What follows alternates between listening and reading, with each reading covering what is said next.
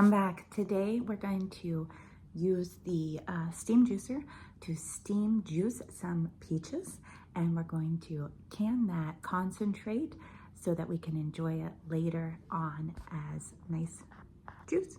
These are the peaches we are dealing with. You can see there are some that are going bad here. So I'm going to have to go through them as I pit them. We're going to pit them. We're going to leave the skins on. And I know some of these look fantastic, right? But the fact is that these are actually fairly small fruit. So this is one of the best ways to use these. Here's what we're using. I just store this in this original box. I've been using this a couple years now, maybe 3 or 4. And a good illustration is here on the side about how this all works. So we have the boiling water, and then we have another layer that will collect the juice, and then we have the fruit. So fruit to be juiced, juice kettle, and the boiling stock pot. First things first, we need to get these peaches in water to kind of wash them off. Okay, so here's my water, and I've got some peaches in, not all of it. You can maybe see some of the peach fuzz kind of floating on the water here. And I'm just taking out peaches, removing the pit, throwing it in the bucket for my chickens because they will enjoy this little bit. They'll eat that, gobble it right up.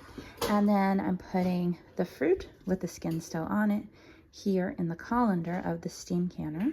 And they're either in quarters or halves. This one's a little mutilated, that's okay. And we're gonna fill this up. Okay, so here we go. It is full. I still have a lot of fruit left, but this is full. We are going to put the lid on, fill the reservoir with water. Here's the reservoir. We're going to fill this with water. We're going to put it together and get it on the burner on high heat. So here's our reservoir with the water. We're putting it on high heat till we get it up to a boil. Now, some people like to put a marble in here so they can hear what's going on with the water. I just check it once in a while very carefully. Really, a lot of the water doesn't really escape as steam a whole lot. So I don't find that I have to fill it too often. But we're going to get it up to boil, and then we will reduce the heat. Now, I'm using my ultra heat burner. So I may be able to reduce my heat a little more than you will be able to. Just kind of depends. And here's the whole shebang. I like to have these little exhaust holes going out towards the back so they can go up through my exhaust fan. Look at that. I turned on the light. Didn't even know it. And then we have this hose, which actually needs to be rotated around the other way. Let's fix this here.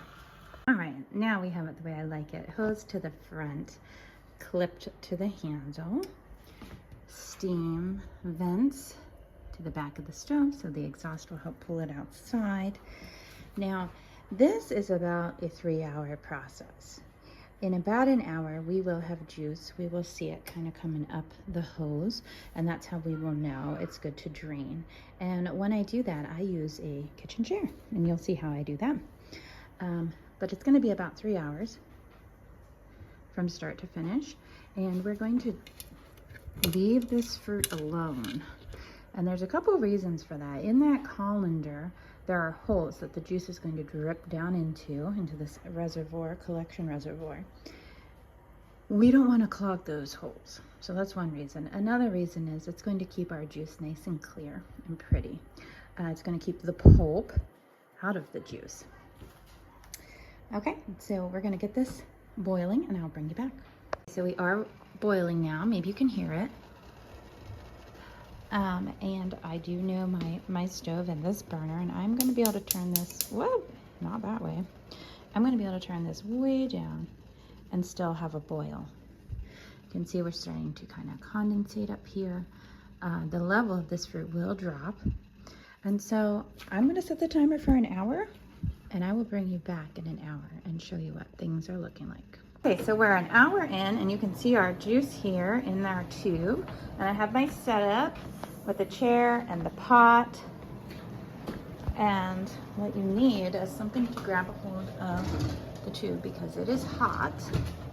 You can also see the fruit is reduced, not nearly as high. It was up against the lid. So we're just gonna lift this down.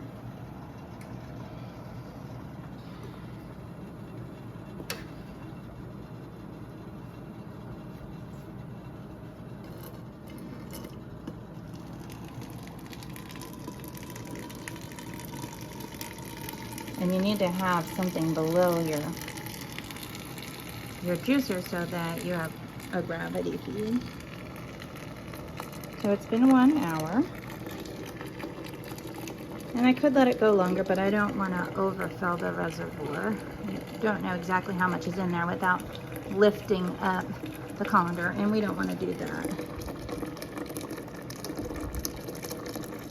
It's still coming strong. It smells really good.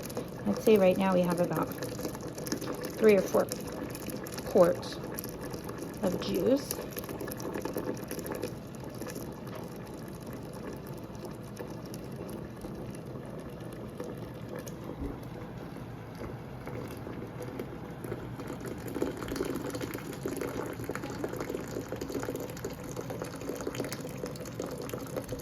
Okay, and it is running empty now. So we will just hang it back up and revisit in about another hour. Okay, so almost another hour has gone by. There's 4 minutes left on this hour, and you can see our fruit has reduced even further, or maybe you can't, I'm not sure. But we're gonna drain it again. And also, this is the stock pot I was collecting the peach concentrate in, and I have a lid on it. You wanna make sure you put a lid on to keep anything from getting in there. And you don't wanna lose from condensation.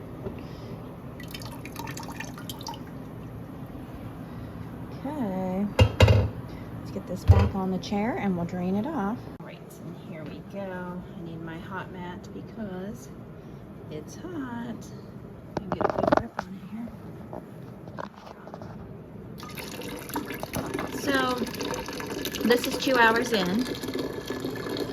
We're gonna go for a 3rd hour. And then I'm gonna put this stock pot in an extra refrigerator I have, because we have more batches of juice to process. When I have it all collected up, we will heat it back up. Well, there wasn't as much that time. We'll heat it back up, and we will add some sugar to it and get it canning in the steam canner.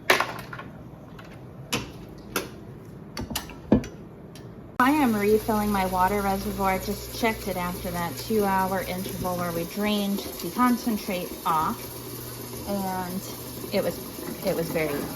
So I'm gonna fill it back up, and when I put everything back together and I set this back on top, we're going to have to start that heavy boil again with high heat, and then we'll be able to reduce the temperature once we are up to boil again. So we're almost at 3 hours. I'm trying to knock down some of this just so you can see in there. The fruit is starting to really wrinkle up. Can't really see it. So we're going to drain it again, see what we get. And here we go.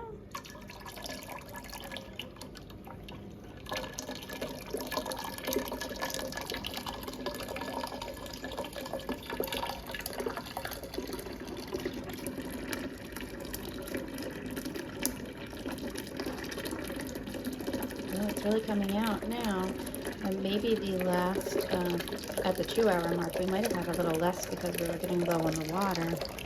I think we're gonna continue this on a little longer, maybe another half hour, and see what we pull off with just a half hour more. We just finished that additional 30 minutes and things are more reduced. I'm gonna see if there's any juice that came off with that time, and then I will let it cool down and we'll check it one more time. If I was going to, oh, that might have been it then.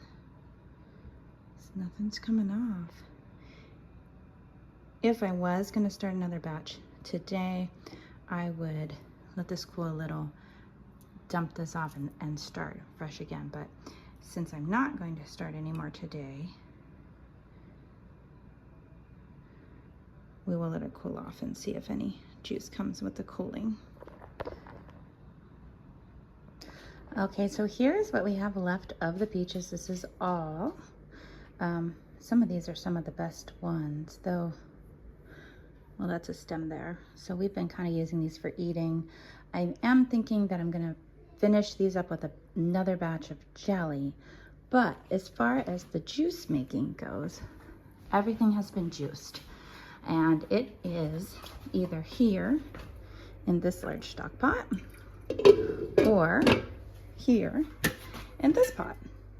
So it took me a couple of days to get everything juiced just because my schedule, and that's okay. I'm now bringing everything back up to boiling. I'm going to add some sugar, which isn't necessary, but it does help with preserving the color and flavor a little bit. So I'm going to put a little in to the peach juice concentrate. I can't tell you exactly what I'm putting in because I don't know exactly what's here, but I do have, I think, 3.5 cups here. This is a large pot. I'll be able to tell you at the end, I suppose. But the thing with juice concentrate, as you add it to water and as you sample it, you can add what sugar is needed or not needed, or artificial sweetener if that's your choice. But I am just going to put the sugar in this time. I've got my jars in the oven just warming. They are not going to need to be sanitized because, as per new rules, if we process for more than 10 minutes, that's okay. So I will process this juice for 11 minutes, and our jar lids are here getting ready to start boiling, so that I can put them on. We are using the steam canner, which, if you have heard of the steam canner, you know it's wonderful. If you haven't heard of it, I'm here to tell you it is wonderful. It saves time, it saves energy. It, in my opinion, is safer. I have a video about it if you'd like to learn more. I tend to talk a good bit about it in my canning videos because I basically don't use my water canner much at all. I don't do a water bath too much anymore. It just has a couple inches of water down here in the bottom. Comes up to temperature much quicker. We will not be submerging jars into boiling, scalding water. None of that. And I think we're good. I've got my setup here. My jars, after they are in the steam canner, will go there. This is where I will fill jars. When I get this up to temperature, we're going to add the sugar in, make sure it's well dissolved. So I'll bring you back when I'm filling up some jars.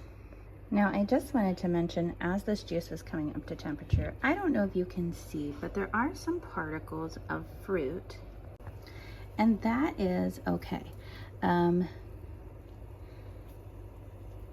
What you can do, if you prefer to not have these little itty bitty particles, you can run it through a mesh bag or cheesecloth. It's very hard to see here, but there was just a little particle. Okay, and we have the lids boiling just to warm the seals up on those, so that's good.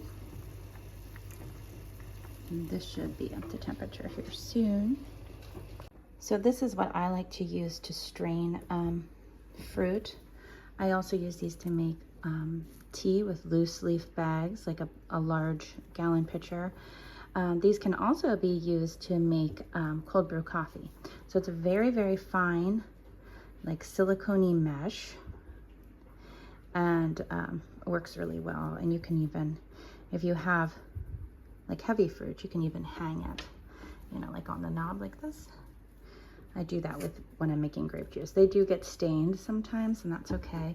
You can get a bunch of these. I think I got mine off of Amazon. I have several spares, but oftentimes, like when I am making grape juice, I use several of these, and they last for years. They're very durable. Okay, we are ready to pour in our sugar. We have a slow boil here that's not really happening when I stir, but that's okay. We're gonna put in the sugar and we're gonna bring it back up to a boil, make sure it's very well dissolved.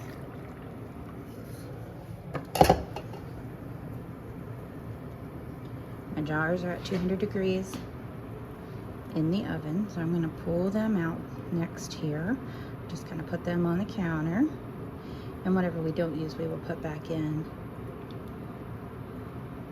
Now I can only steam can 7-quart jars at a time in the steam canner, so I'm sure there are more than 7 quarts of juice here. This is huge. I wish I knew how big it was, and I wish I remembered, as I did know at one point.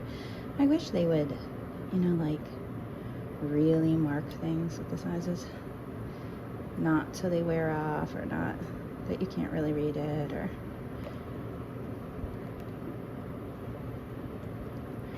all right. And I'm gonna get this back up to boil, and there they are, my jars, nice and hot. And I use the holder to bring them over here. I could work right off this cookie tray, but I don't want to get any sticky stuff on there, you know, and put it back in my oven and, you know, fry it to a crisp and deal with all that. So now I mentioned that I was going to process for 11 minutes, so I didn't have to sanitize my jars. Really, with fruit juice, you don't need to process it that long. It's generally about 5 minutes. However, I don't see any change in the finished product. I mean, we steam juiced the fruit, so it was very, very hot already. And we're, you know, getting it to boiling now.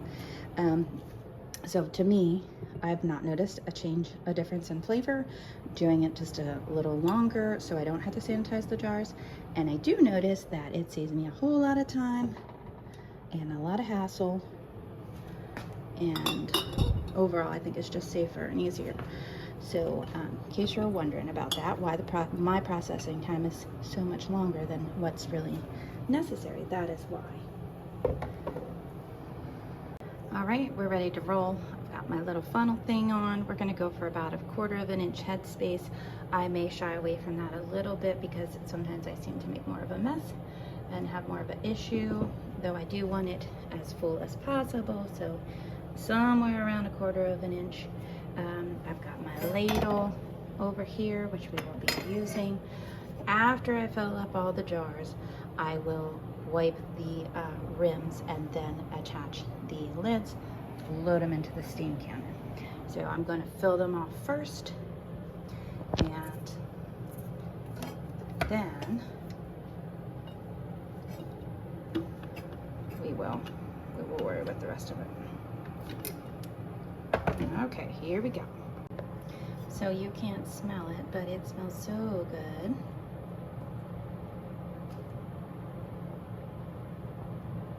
And it had such a pretty color.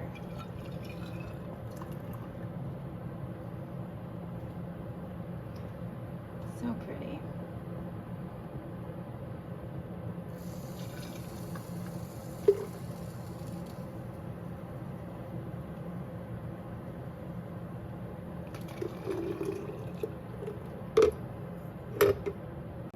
Okay, so here they all are. We still have a good bit of concentrate left in here. I'm just going to pour in my other pot into here, and we'll get that heating up, get that back up to boiling. But in the meantime, we're going to get these jars ready to go in the steam canner. And this is just a paper towel, moistened, clean paper towel, just wiping the lid. You don't want any substances on that rim there, because that's where my seal is going to go. We're not worried about, you know, necessarily having to clean it, because it's going to, like, sanitarily, because it's going to go in the steam canner and everything's going to get sanitized in the steam canner.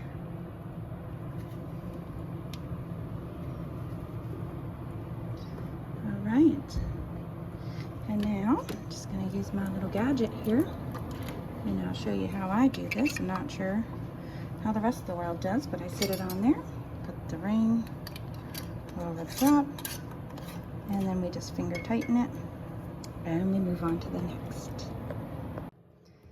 So my steam canner water is already preheated, so it will, so the liquid in the jars is hot, the liquid in the steam canner is hot, so we will be up to temperature really quick.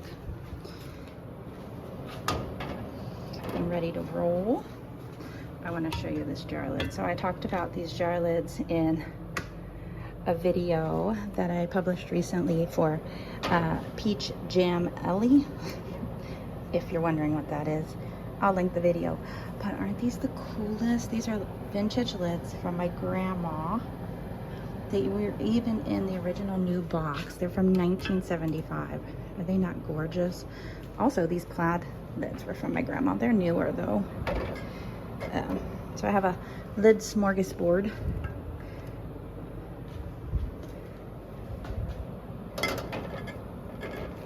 All right.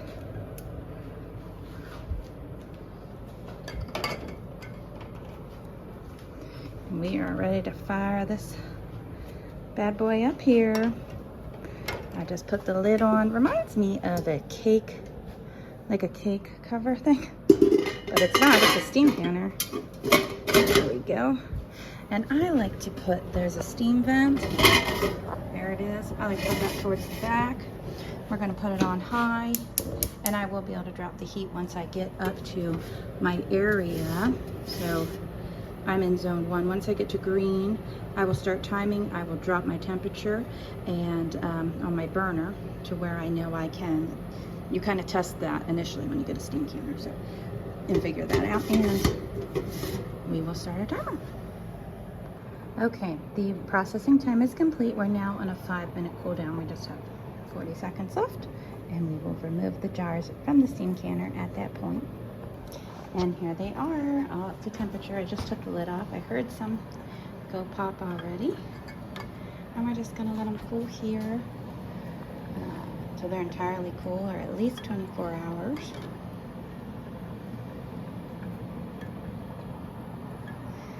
And there you have it, peach juice concentrate. Now when I mix this, the amount of concentration level depends on you know, a lot of different things.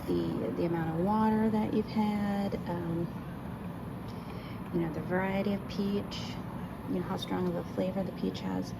So I will start by probably using a jar of this concentrate and a half a jar of water, and I will taste it. And I may add more water, possibly up to a whole jar of water, and possibly more sugar. It's going to be based upon taste, and also the same with the sugar. It just kind of depends from year to year, and fruit to fruit, and variety to variety. But there you have it. Beautiful. So I hope you enjoyed this video. Check out my other videos, and I'll talk to you again soon.